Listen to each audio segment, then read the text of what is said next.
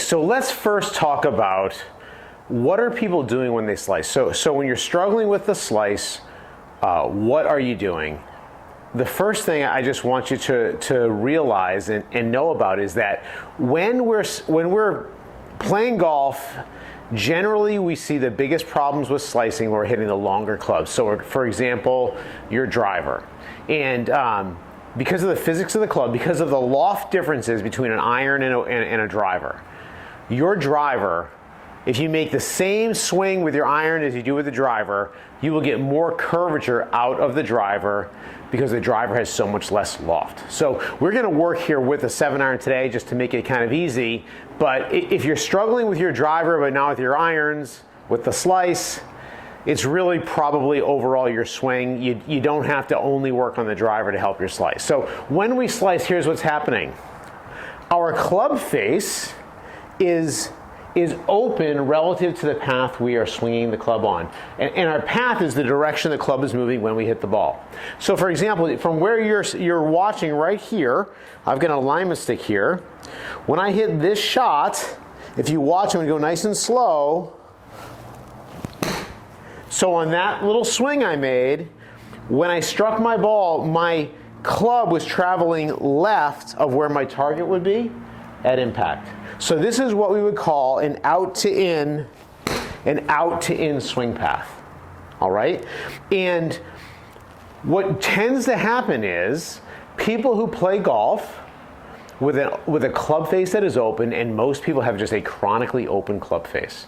And we found in our golf classes and with our private lesson students that if we can get their club face square, then we have an opportunity to correct this path that we're talking about. All right, so the subject of this video is how can that SKLZ Gold Flex device help you with your slice? Well, one thing, this is going to help us out a lot with our path. It has no club face, so it's not going to help us out with our club face. And by the way, if you're thinking about, or if you have the orange whip club, that's also great. They're both very, very similar. They do basically the same thing. So number one is, before we get to talking about the SKLZ Gold Flex, the whippy club, we've got to get used to our club face being square to our path, or even learn to close it to our path. So I'm not going to spend a lot of time on that, but a couple things we want to do. The first thing is we've got to grip the club in a way that gives us a chance. All right, so when you set up with your top hand on the club, so for me, I'm right-handed, my top hand, I'm going to place it on the club, and I'm going to put it more in my fingers than in my palm. I've got the butt end of the club is working underneath my heel pad here. Not my thumb pad, it's under my heel pad. Okay, so I've got the heel pad on top of the club, and I've got this V between my thumb and the knuckle and my forefinger pointing back here at my back shoulder. So we call that a stronger grip. By the way, my bottom hand, I'm just going to get my palm matching up with where the club face is going on that. All right, so when it comes to just the basics of the grip, if you're slicing, check that grip. You're probably gripping it too much this way in a weaker grip. Go ahead and rotate it. As you rotate your hand over, you'll be able to see probably 1, 2, maybe 3 knuckles on that left hand or the top hand. And your thumb, keeping it close to your hand, will end up on the inside part of the grip. Okay? So number one is make sure we're gripping the club in a way that's going to give us a chance. Okay? So even though we can grip the club nice and strong, if we're used to hitting shots with a wide open club face, and I've seen it happen, we can still hit the ball with an open face. So what we want to do is we want to learn the skill of some club face control. Okay, so we're going to go ahead and hit some little shots where I'm going to really make sure my club face is actually a little bit shut. Can you see the face is pointing down towards the ground a little bit there? So I'm going to go ahead and shut the club in a little swing like this, and just make gentle swings. And every ball that I hit, and if you're hitting, by the way, indoors to one of these mats, by the way, thank you very much, Net Return. This is a beautiful mat, put our logo on it and everything. If you're hitting indoors, make sure the ball at first is going left. It's okay. So even though we're gonna correct our leftward path later, first thing is you've got to be able to hit every shot left. I know when I learned this years ago, I thought, oh geez, I got to learn how to hit it left before I can stop hitting it to the right. Overall, it's the fastest way. So let's just first get the face shut. and we're going to keep our path the way it is, and we're just going to go ahead and like that, and every shot's going to go way left. That's fine, okay? So let's say you work on that for 3 or 4 practice sessions. Not that long, right?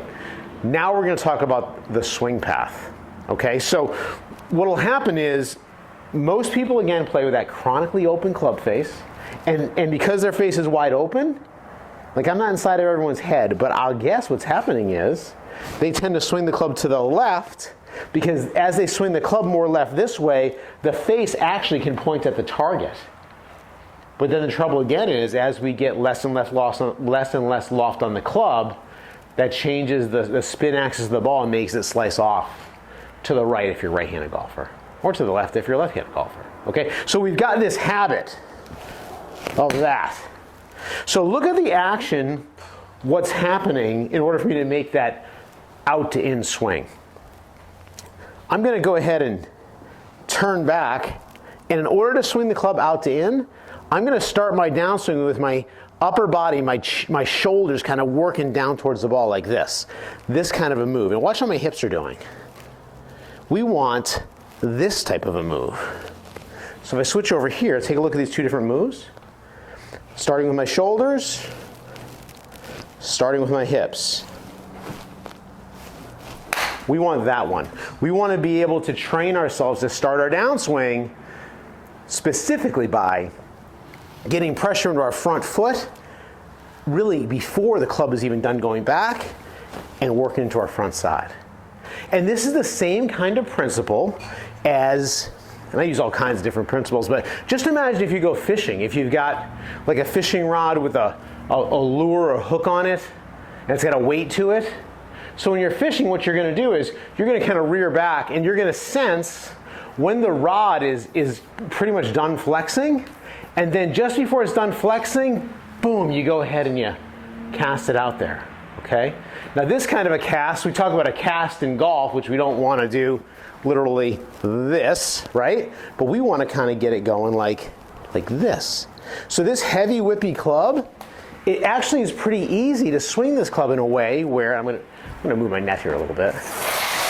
These are the Hazel Rocket guards from net return. Okay, so I'm going to go ahead and just let this big heavy club kind of swing with some momentum, right?